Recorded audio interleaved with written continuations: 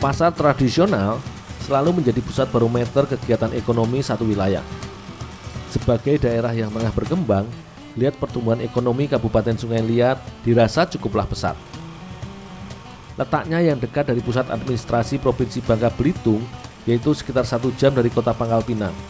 Perjalananku di Kabupaten Sungai Liat kali ini akan membuat salah satu makanan industri rumahan pengolahan makanan yang terbuat dari tepung beras. Namun sebelumnya, aku membantu menyiapkan beberapa tepung beras pesanan di tempat penggilingan tepung di wilayah Pasar Pagi Sungai Liat ini. Bang, pesanannya Ibu Sina yang mana, Bang?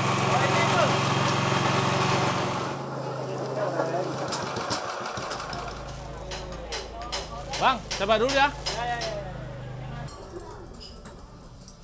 Ibu Sina adalah satu dari puluhan pembuat pantiau yang ada di Kecamatan Sungai Liat. Komposisi adonan pantiau biasanya hanya terbuat dari tepung beras yang dicampur dengan tepung tapioka saja. Namun kali ini, Ibu Sina mencoba berinovasi dengan menambahkan sayuran seperti wortel serta sawi hijau di dalam adonan pantiau buatannya. Sawi hijau serta wortel yang telah direbus dan dihaluskan ini kemudian diperas dan diambil sarinya. Sawi hijau dan wortel sengaja dipilih sebagai bahan campuran pantiau karena selain menambah warna adonan agar menarik, sawi hijau merupakan sumber serat yang sangat kaya akan vitamin K dan juga folat, kalium dan asam pantonat. Sementara pada wortel, kaya akan kandungan vitamin A serta beta karotin yang ada pada wortel cukup tinggi, sehingga cukup baik bila sebagai penambah nilai gizi adonan pantiau yang sedang kami buat.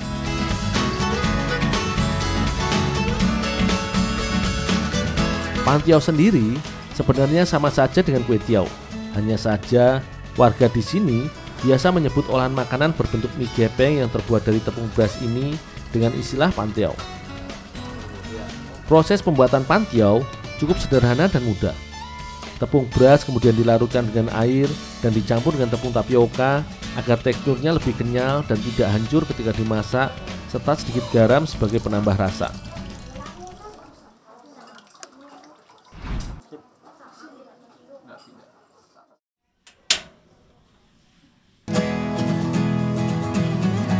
Setelah semua bahan tercampur rata, adonan langsung dicetak dengan dituang ke dalam loyang dan dimatangkan dengan cara ditim atau dikukus. Proses pematangan adonan dengan teknik tim ini sebenarnya hampir sama dengan sistem kukus. Hanya saja bedanya terletak dengan menggunakan kuali serta penggunaan volume air yang lebih banyak.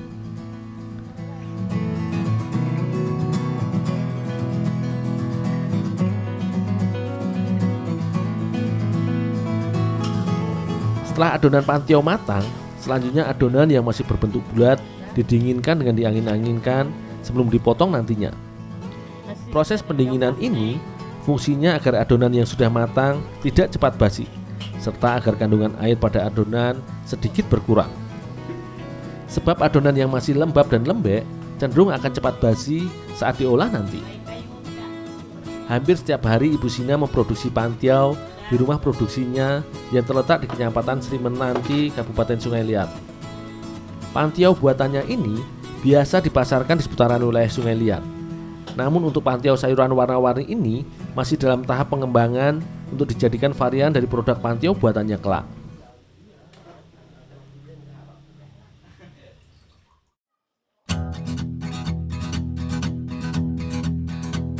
Sementara Ibu Sina membuat pantiau, aku mempersiapkan daging ikan ciu yang telah direbus untuk dihaluskan. Awalnya, daging ikan dipisahkan dari duri serta bagian lainnya. Selanjutnya, untuk digunakan sebagai campuran atau lauk pendamping pantiau, daging ikan ciu yang sudah terpisah serta bersih dari duri dan kepalanya harus digiling hingga teksturnya halus dan menjadi adonan.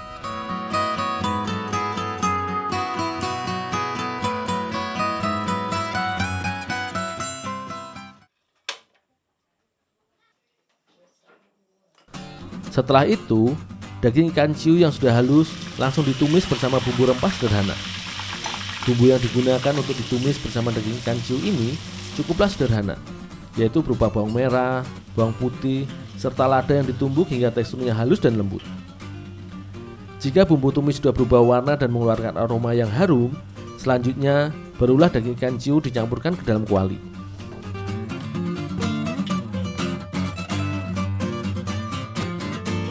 Sebagai tambahan, daun salam, gula pasir, dan juga garam pun ditambahkan agar terasa lebih gurih dan sedap.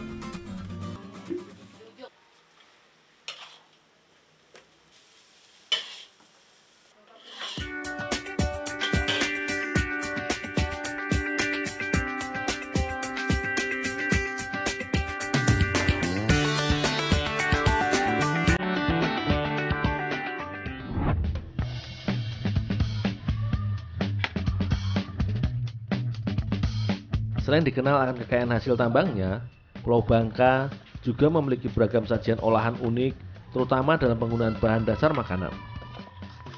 Kali ini, aku akan membuat salah satu resep jajanan tradisional khas Bangka yang dikenal akan sensasi rasanya yang lembut dan legit di mulut, yaitu kue kecapang. Kue kecapang merupakan kue berbahan dasar utama dari tepung terigu.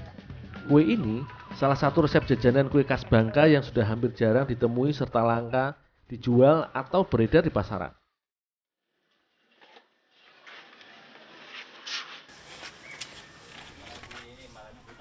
Salah satu keunikan dari cemilan kecil ini, selain resep serta prosesnya yang masih sangat tradisional, juga pada penggunaan bahan-bahannya yang digunakan cukup beragam. Dalam membuat olahan kue tradisional ini, sebenarnya hampir mirip dalam proses pembuatan kue wingko yang menggunakan kelapa parut dalam adonannya.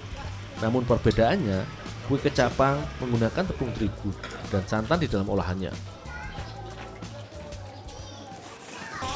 Dul, Ya Bu. ini dilanjutin dulu ya. Ibu mau ngerebus gula. Oh ya Bu.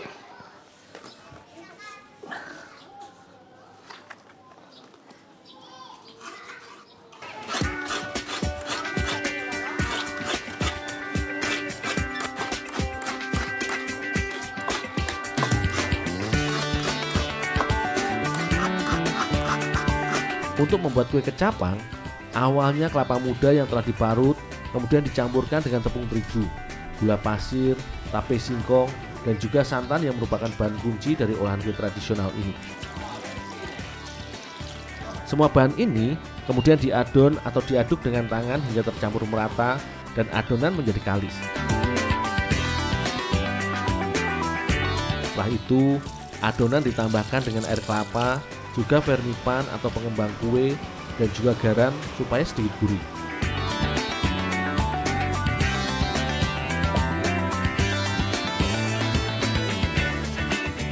Setelah semua adonan bahan tercampur merata, adonan diberi pewarna makanan merah dan hijau pandan supaya lebih menarik.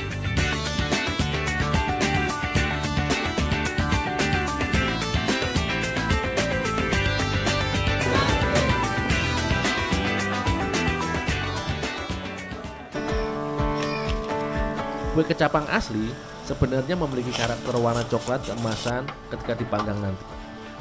Sementara aku membuat adonan, ibu ikut menyiapkan bahan tambahan yaitu gula merah yang dicairkan. Gula merah ini selain menambah cita rasa ketika dicampur dengan adonan, juga merupakan pewarna alami dari kue tradisional ini.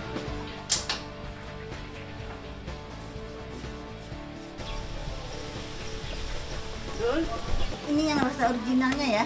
Oh ya Bu. Adonan kue kecapang termasuk dalam jenis adonan ragi karena menggunakan tape singkong di dalamnya. Sehingga sebelum dipanggang, setelah adonan jadi dan semuanya bahan tercampur merata, adonan dibiarkan mengembang terlebih dahulu sekitar 2 jam lamanya sebelum adonan dicetak.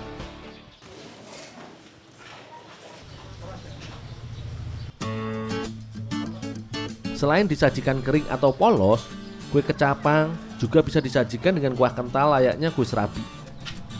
Sembari menunggu adonan mengembang, Ibu Itut menyiapkan buah durian untuk dijadikan kuah kentalnya nanti.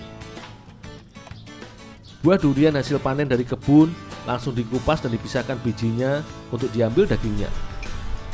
Daging durian inilah yang nantinya akan diolah untuk dijadikan kuah dari kue kecapang.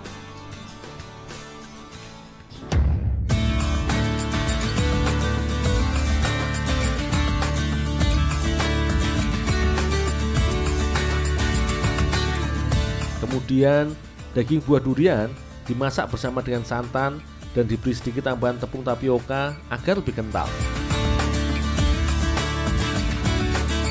Proses pembuatan kuah kue kecapang sebenarnya hampir mirip pembuatan adonan fla yang kental. Adonan terus dimasak dengan terus diaduk agar tidak gosong dan santannya tidak pecah hingga kadar airnya berkurang.